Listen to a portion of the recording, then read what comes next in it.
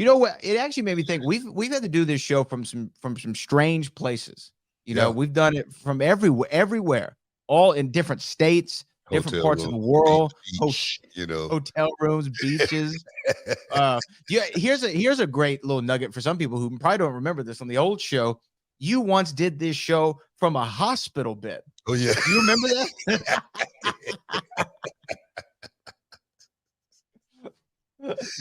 Hey, man, show must go on. It's got to go on. Show must go on, man. That's part of the game, man. I believe in that too, bro. Show must go on, you know. Did you ever pull out of a show unless you were injured? Like when you were on the road and doing stuff like that? I've never pulled out of a show. I missed I messed my record up. I guess it was a year or so ago as far as kickoff shows. I couldn't make it. Where we going? Man, it was somewhere, man. It was overseas, England or somewhere, right? And I couldn't make the show. I missed my flight. The flight got delayed. Oh, right. And I called Cole and told him about it. He was like, "Man, go back home, bro." Yeah. Were you delayed coming out of Wales or something like that? Yeah, I can't remember what it was, but no, it wasn't that flight. I was leaving home and I just couldn't make the connection or something. And finally I flew all the way to Atlanta and had to fly all the way back home. But you know, it's just one of the things that I messed my record up because I had never missed a kickoff show since I've been doing it. So as well as just wrestling on the road, I don't think I've ever like pulled out a show or anything like that when I was working full time. I remember, you know, of course, getting sick. That kind of stuff don't count. I remember I was laying on the gurney one time, actually laying on the table after coming back from India, and I'm laying there on the table, and I'm so sick, man. I'm so sick. I'm dehydrated. They got a IV in me, right? They put one IV in me and they squeezed all of IV in my arm, right? Boom. And then they hooked me up to another one. All right. And they letting that one drip. And I remember Chris Jericho coming in as I'm laying on the table and saying, "Book, the only thing we need you to do in this match." And I'm sitting here thinking, what the hell is he thinking? I can't move. You know, they wheeled me out on the gurney straight to the hospital, and I was in the hospital for a week. All right. Almost died, literally, from some virus that I had caught. But what I remember, though, is Chris Jericho telling me what I was going to be doing in the match. Yeah, I'm like, bro, what are you talking about? The show must go on, man. The show must go on. You know, when people sometimes they ask me about you know, different things like traveling on the road and stuff like that the wrestlers had to do, and I always like telling people how dedicated guys like yourself and everybody was on the road. And the story that I use is one time Booker was in you were either in Saudi or Abu Dhabi. Didn't you go to Abu Dhabi for something before? Yeah, Abu Dhabi, right? Yeah. Mm-hmm. Abu Dhabi, and you were leaving Abu Dhabi because we had the show at the Clear Lake Rec Center on a Saturday.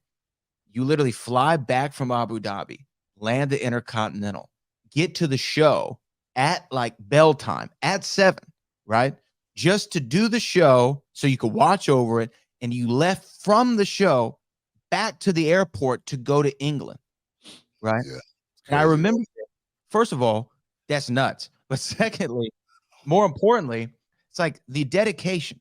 It would have been so much easier for you just to go straight from Abu Dhabi to London or wherever it is you were going, or Birmingham. But you said, no, I got to go to the show, you know, because I'm dedicated to this. I committed myself to being there. I said, that's how dedicated these guys have been. And why I think for the majority of my run in reality wrestling, everybody makes every show. Yeah, I think because, you know, it's from top down, right? We know that you expect to be there every month. And to me, I'm like, well, if Booker T, who's done this forever, is going to be at the show and he's going to commit to it once a month, every month, how can I not do that? Right.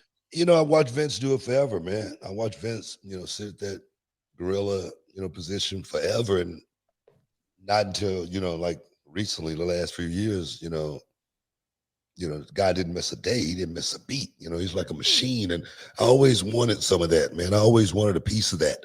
I'm not that guy, you know, to go to the gym at 2 o'clock in the morning. But that's him, man. As soon as the show is over with, to the hotel, straight to the gym, protein, whatnot, getting ready, getting prepared for that next day, needing that fuel to actually get ready for that next day. And I believe in that. I believe in that.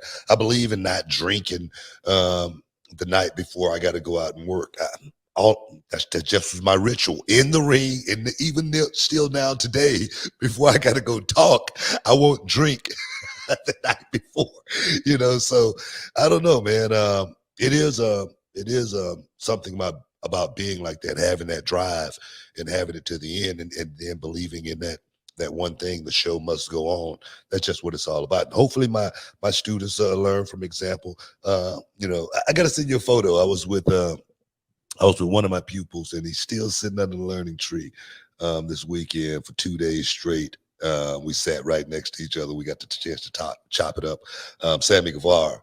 And you know, man, it's amazing, man. He's still that student, man. He's still in you know, in my head trying to get that little bit of advice. And it's so freaking awesome. It's so awesome, you know, to be in that position.